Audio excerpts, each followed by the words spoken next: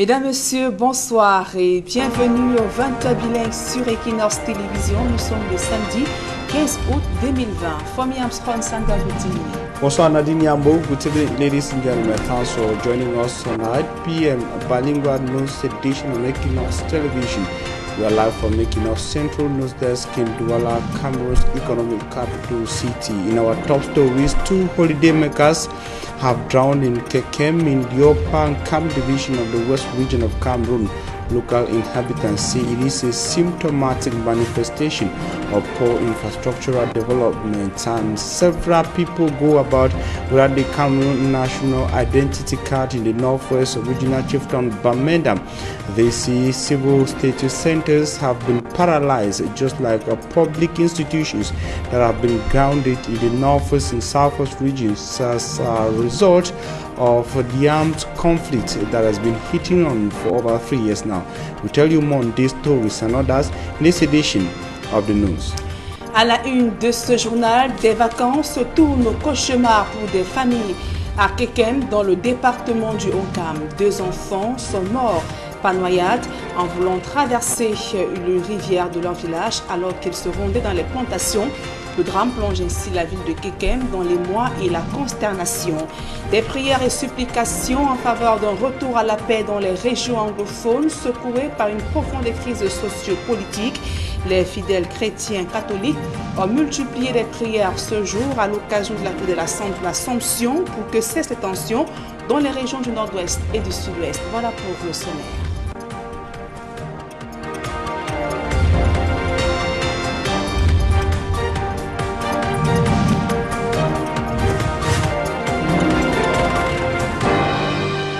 Mesdames, Messieurs, une fois encore, bonsoir et merci d'honorer ce rendez-vous de l'information sur Equinox Télévision. En ouverture de ce journal, ce drame qui endeuille une famille à Kekem, dans le département du Haut-Kam. 2 enfants venus passer des vacances chez leurs grands-parents au village Ngoum ont trouvé la mort en essayant de traverser une rivière. Les petits-enfants se rendaient dans les champs. Jusqu'ici, les corps n'ont pas encore été retrouvés. La famille est inconsolable. Le récit de l'Éclair Sakem.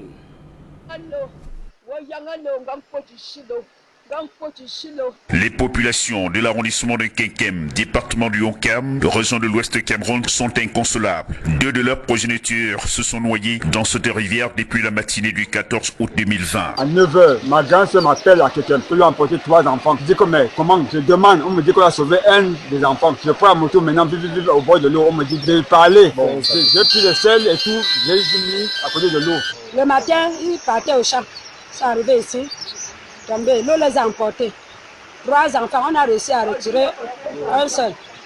Les 2 princesses, ma fille, c'est Manguyo princesse, et l'enfant du grand frère de ma coépouse. Venus passer les vacances aux côtés de leur grand-mère, ces pauvres enfants, n'étant pas habitués, n'ont pas pu négocier la traversée de ce pont inachevé. Dans cette contrée, pour aller d'un bout à l'autre, les populations traversent l'eau à pied quand elles n'utilisent pas les embarcations de fortune. Ces dernières pointent un doigt accusateur sur le gouvernement camerounais. Et depuis que le pont là a été en construction, jusqu'à aujourd'hui, 3 ans, il n'y a plus en activité.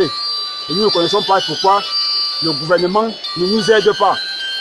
Ces enfants allaient au champ pour se débrouiller, sortir de la ville de Yaoundé pour, à côté de leur grand-mère, ils allaient chercher de quoi pour se nourrir au champ. Au moment où nous quittions les lieux, les corps des 2 enfants, âgés respectivement de 5 et 8 ans, sont toujours introuvables. En l'absence d'une unité de sapeurs-pompiers dans la localité, ces populations se débrouillent comme elles peuvent pour retirer les corps. Et nous sortons de ce fait divers pour évoquer une actualité moins triste. À l'occasion de la fête de l'Assomption, ce 15 août 2020, des fidèles chrétiens catholiques ont élevé des prières à Dieu pour la restauration du Cameroun alors que le pays est secoué par diverses crises sociopolitiques dans les régions du nord-ouest et du sud-ouest Cameroun. Au cours de la messe à la basilique Marie-Reine de Volia à Yaoundé, Monseigneur Jean Baga a donc placé cette célébration sous le signe de la croissance pour faire face aux difficultés économiques, mais aussi la pandémie du coronavirus qui touche plusieurs secteurs d'activité. Écoutons à présent cette réaction de Monseigneur Jean Baga. La fête de l'Assomption aujourd'hui a été méditer sur l'esprit propre à la dynamique même de ce grand événement.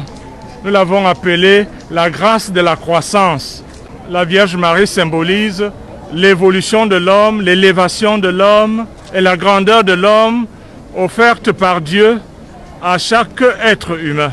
Nous avons donc voulu que, regardant notre actualité diocésaine, nous puissions valoriser cette grandeur à travers la belle basilique que nos prédécesseurs nous ont offerte. Elle est belle, elle est grande et merci à Monseigneur Jean Zoa et à tous les autres évêques qui l'ont suivi pour le beau travail qui s'est accompli. Le moment est venu pour nous de continuer la croissance spirituelle. J'insiste là-dessus pour que notre foi devienne forte. La croissance humaine et sociale pour que nous puissions faire face à la crise économique qui est en train de montrer des signes de dangerosité.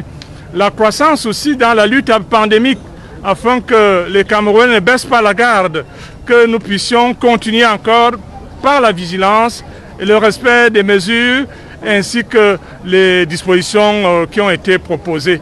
En ce moment, nous avons besoin de croissance et je crois que l'esprit de la Pentecôte nous invite et nous encourage. Et du côté de Mbanga, dans le département du Mungo, des crises multiformes qui secouent le Cameroun étaient également au cœur de l'homélie des hommes de Dieu du côté de Mbanga, dans le département du Mungo. Ces fidèles chrétiens ont multiplié des prières pour que cessent les tensions dans les régions du nord-ouest et du sud-ouest Cameroun. Le reportage de Jacques Molon et Xavier Foucault. Les questions d'actualité de la vie sociopolitique et sécuritaire au Cameroun étaient au menu de l'homélie ce 15 août, alors que la communauté catholique célèbre la fête de l'Assomption, comme ici, à la paroisse de Mbanga Ballon. Notre société, c'est-à-dire nous, notre société vibre au rythme de la mort. Covid-19, accident de route, sexualité pervertie par l'homosexualité, la pédophilie, les guerres, les corruptions.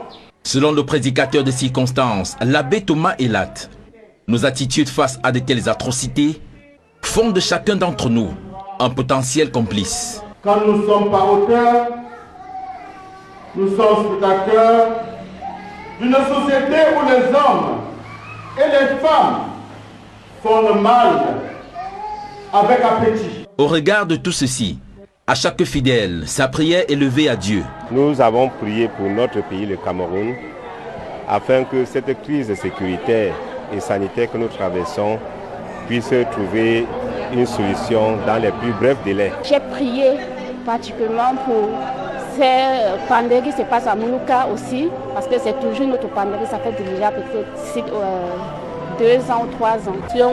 Au pied de la Vierge Marie et qu'elle doit augmenter ma foi. Durant cette célébration ponctuée par des chants et des danses, de nombreux fidèles ont reçu leur premier sacrement, celui de baptême. Amen. Et parlons justement de ces tensions socio-politiques dans les régions du nord-ouest et du sud-ouest. Le comité de désarmement et de démobilisation condamne les récentes tueries enregistrées ces derniers mois dans le chaudron de la crise anglophone. Près de 2 ans après sa création, le comité fait le point sur ses actions menées jusqu'ici. Le précision avec Joël Essengue et Gizogo.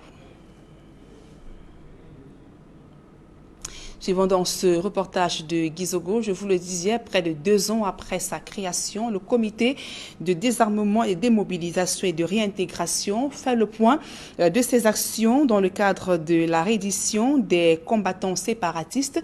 Le comité a également condamné les récentes tueries enregistrées ces derniers mois dans les régions du nord-ouest et du sud-ouest. Joël Essengue et Gizogo. Près de 2 ans après sa création, le 30 novembre 2018, le Comité national de désarmement, de démobilisation et de réintégration, CNDDR, fait son bilan. Tout d'abord, l'actualité avec les tueries récentes de femmes dans le nord-ouest et le sud-ouest interpelle le coordonnateur de cette structure. C'est difficile, on n'a pas de mots pour décrire ce qui s'est passé. C'est affreux, ce n'est pas digne du Cameroun.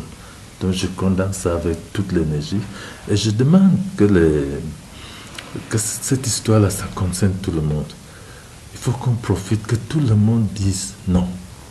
S'agissant des résultats obtenus, il est fait état de la démobilisation de plusieurs combattants séparatistes. Le 28 décembre 2018, nous avons reçu le premier ex-combattant, Bamenda et Boya.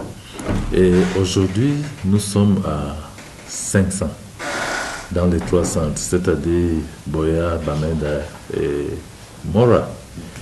Au sujet des inquiétudes relayées par la presse à propos du fonctionnement des centres de désarmement, de démobilisation et de réintégration, l'option est de parler de désinformation. J'ai vu que le titre parlait beaucoup de Boya et l'article parlait plutôt de Bamenda. Pourquoi est-ce qu'ils ne sont pas allés vérifier? S'ils sont à Boya, je crois que le journal est à Boya. Il y a un centre à Boya. Il fallait aller là-bas poser les questions. Au contraire, soutient-on au Comité national de désarmement, de démobilisation et de réintégration, ces centres disposent de réelles capacités pour accueillir les repentis. Nous ne sommes pas restés sans nous préparer. À l'heure où je vous parle, il y a un centre qui est en train d'être terminé à Bamenda, qui peut prendre même 1000. Et il y a un centre similaire dont les travaux vont débuter dans les jours qui viennent à Boya.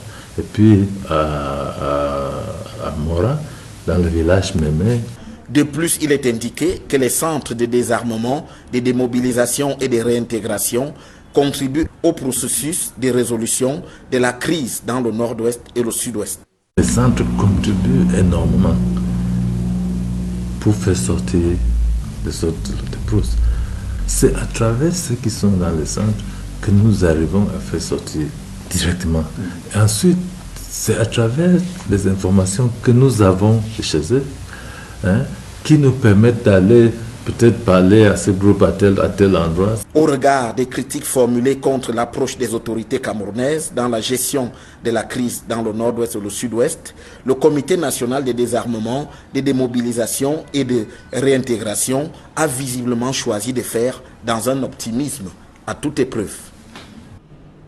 Autre fait d'actualité au cœur de ce journal, dans la région de l'Adamawa, l'enclavement de plusieurs routes à Bankim donne des sueurs froides aux usagers. Se mouvoir est un véritable casse-tête pour les populations sur ces routes impraticables. Pourtant, le bitumage de cette voie qui relie pratiquement la région du nord-ouest et même le Nigeria était prévu depuis de longues années, mais le projet piétine avec dans le bitumage annoncé dans les tout prochains jours. Ces populations espèrent enfin voir la souffrance être allégée.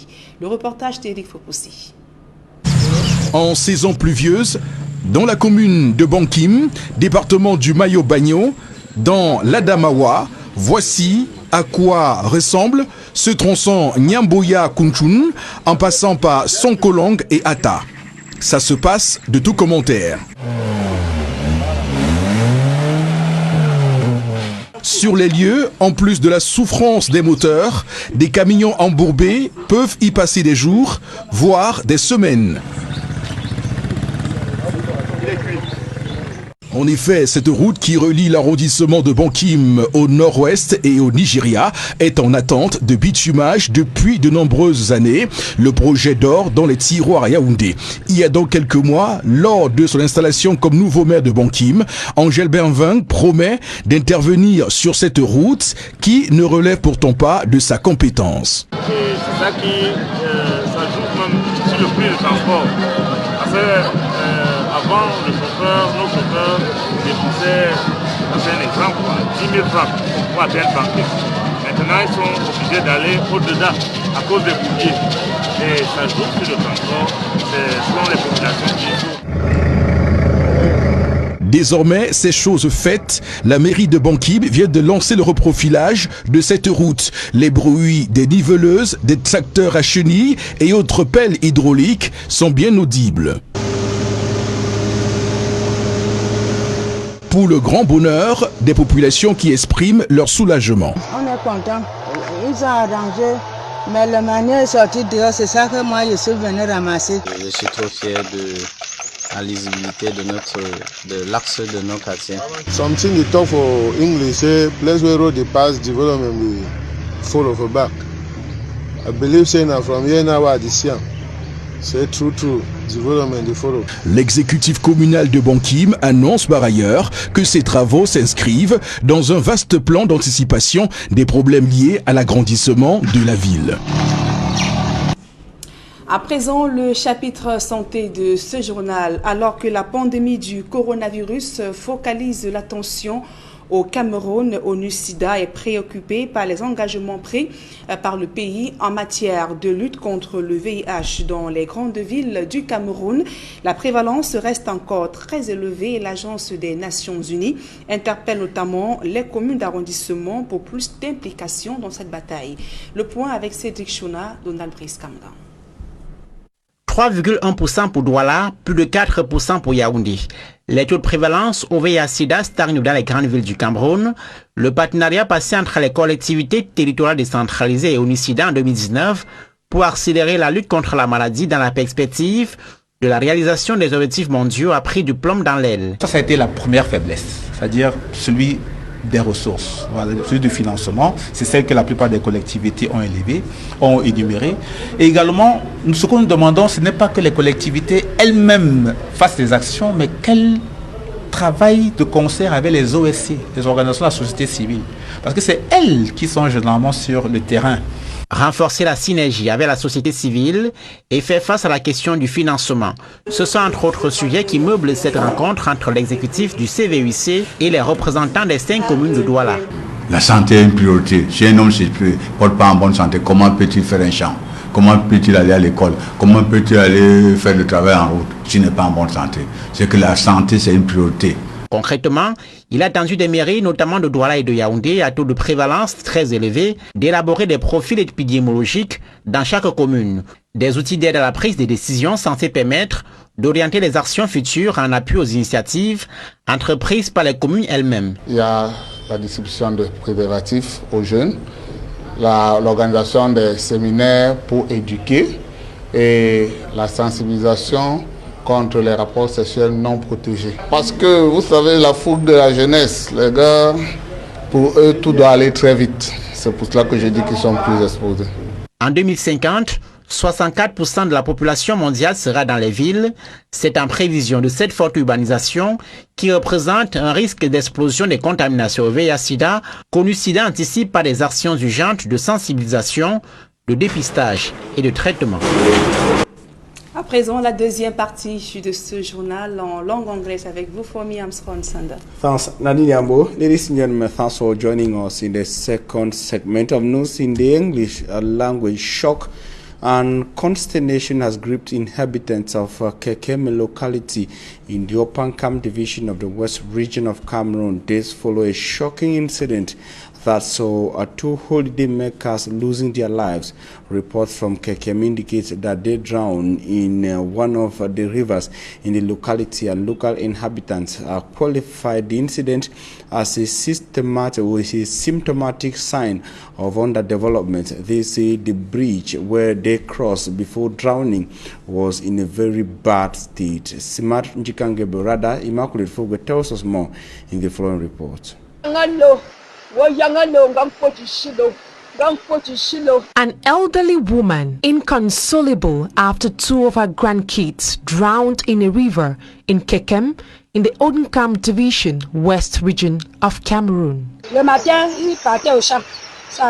3 kids were on their way to the farm. While crossing the bridge, they fell into the river. We succeeded to rescue one of the kids. My elder sister, who is living in Kekem, called me to explain what exactly happened with the kids, so I had to rush to the site. The 3 kids who were on holidays with their grandmother never had a good mastery of the bridge they were crossing. The population are blaming the poor state of the bridge. For the past 3 years, this bridge has not been fixed. I don't know why the government is not helping us to fix it. The children were on their way to the farm when the tragic incident occurred. At the time Equinox team left the site, the corpses of both kids aged 5 and 8 years old were still missing. The absence of a firefighting unit in the area pushed local inhabitants to launch a search. The Mokolo market in Cameroon's political capital city, Yaoundé, has been temporarily sealed by officials following the explosion of a locally manufactured explosive, a bomb that exploded in the afternoon of Friday. That's in the afternoon of Friday yesterday. It exploded at a drinking spot, according to inhabitants in Yaoundé, destroying several materials in the drinking spot. It is just one in many of such cases reported in Yaoundé within a period of less than 1 month. Reporter Simanji Kangebe tells us more on that story. It was Ikambata Mokolo that we met getting towards the evening, Friday, August 14, 2020. Earlier on, it was total confusion at a roadside bar and its environs after the explosion of a homemade bomb which has been attributed to an unknown person who made it to explode as he took a drink at the bar. A man came to drink in the bar. He was having a bag. Comme on appelle au village, il est venu avec ça. Après donc, il est parti boire sa bière. After drinking, he left. People said he went to activate the explosive. Ce qui est sûr, c'est que les... What is sure is that the injured persons, their legs will be cut off. Ça a pris les jambes au niveau des jambes, donc personne n'est mort. The first aspect noticed is that the explosive was made out of a car battery. The explosion injured several persons and material damages were enormous. It would have been worse if it exploded in the middle of Mokolo market. Ça n'est jamais arrivé ici à Mokolo. It has never happened in Mokolo. I'm surprised to see this at the entrance to my house. L'État de Cameroon has to take serious measures. If people are already entering Yaoundé, the government has to be very careful. À Yaoundé, on doit déjà vérifier qui entre à Yaoundé. Après, c'est passé à Damas, ça passe à Mokolo. Ça veut dire qu'il y a les gens là qui sont en train d'arriver.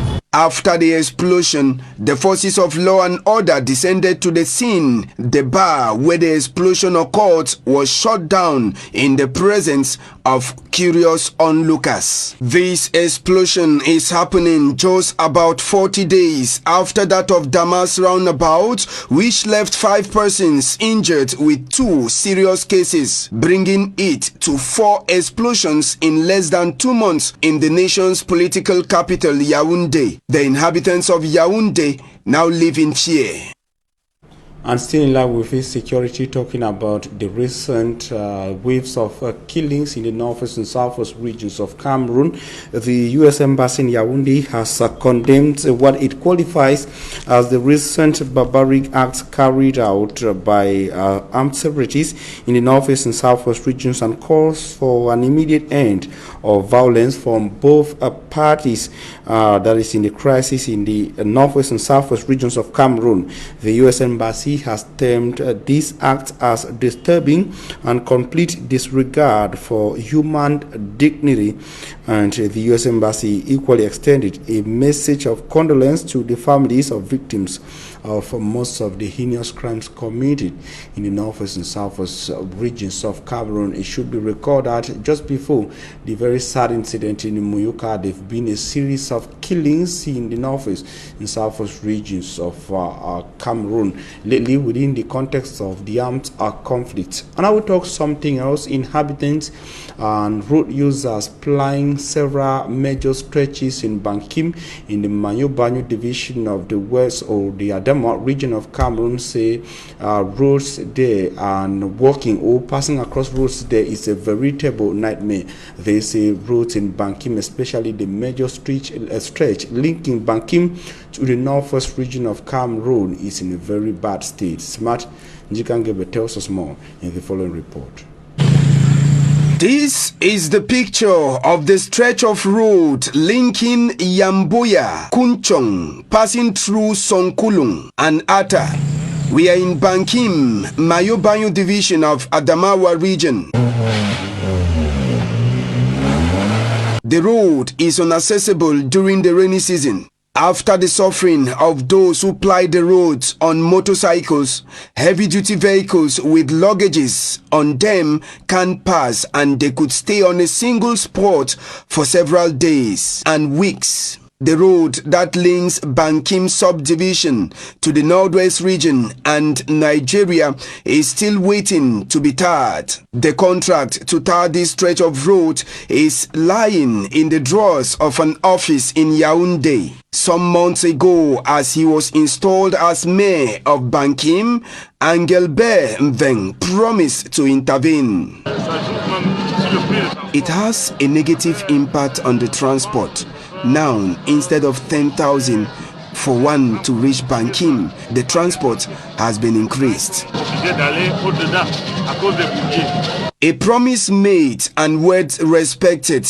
The stretch of road is under construction by the Bankim Council, with bulldozers busy on this stretch of road, and the population is happy with the work. Something they talk for English. An adage goes that where a road passes, development follows. I am really seeing it now. Say true, development they follow. So the new mayor, I know if you congratulate you now because time still there. I'm glad that they have arranged it, but my cassava is out. That is what I'm struggling to gather. The municipal authorities say the ongoing work is part of their wish to develop Bankim subdivision. And we've related stories on the bad state of roads, which is also been blamed for a road accident this morning in Cameroon's political capital city, Yaoundé. Reports say the person who died as a result of that accident at the Mankolo neighborhood has finally been taken to the mortuary. It should be recorded he died following an accident in the morning when two other persons were severely wounded. His body was lying in the open air on the major stretch in Yaoundé for several hours before being taken finally to the mortuary. We take you to the conflict-hit northwest region of Cameroon to say that several persons walk around in the northwest region without the Cameroon National Identity Card. According to a report compiled by Mbu Stella, the complaint is that civil status centers have been badly affected by the armed conflict, and of course most of them have been closed, and they find it difficult to get their document updated. Her report. Common to see citizens on the streets of Bamenda with receipts of identity cards as old as a year and above. They queue up at identification units, but their originals never reaching them. Studies have shown that the rate of demand of request for these documents is lower than expected. You have many children who don't have birth certificates. You have many couples who don't have marriage certificates, talk less of death certificates, where people don't even know that they have to make a death certificate when somebody is dead within the family.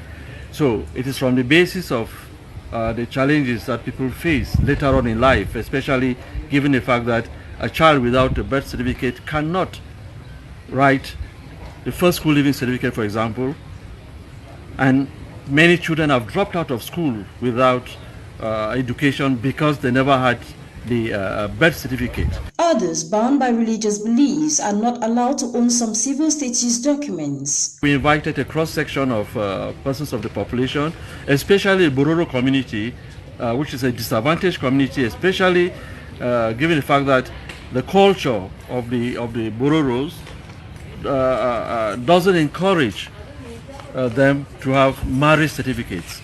From the participation you saw in the hall, majority of the Bororos who were present testified that they don't have marriage certificates. The burning of homes and villages in Anglophone Cameroon has caused many to lose documents, including birth certificates, identity cards, and more. We are just standing like this with nothing.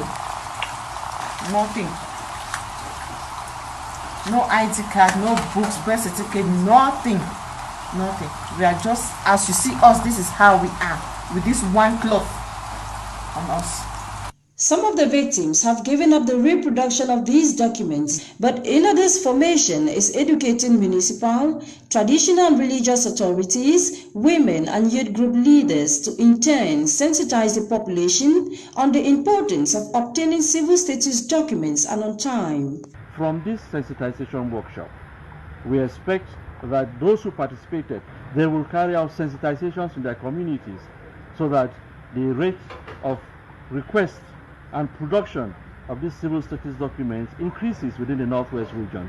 We want to see an increase in the demand for birth certificates. We want to see an increase in the demand for marriage certificates. I want to see an increase in the way people produce death certificates. Sama Emmanuel, Northwest Regional Delegate for Inades Formation, says the electronic application they have introduced into the project will help increase access to these documents, given that difficult access to civil status centers within some areas in the conflict zones has caused many to give up on obtaining these documents and on time. That's all for this edition of the Bilingual Newscast on Equinox Television. We thank you for your very kind attention. Stay in the company of program on Equinox. Nadine Yambo, have a nice weekend, have a nice evening. Merci, Fomi Armstrong Sanda. Fin de ce journal, mesdames et messieurs. Merci pour votre aimable attention et passez d'agréables moments en compagnie de nos programmes.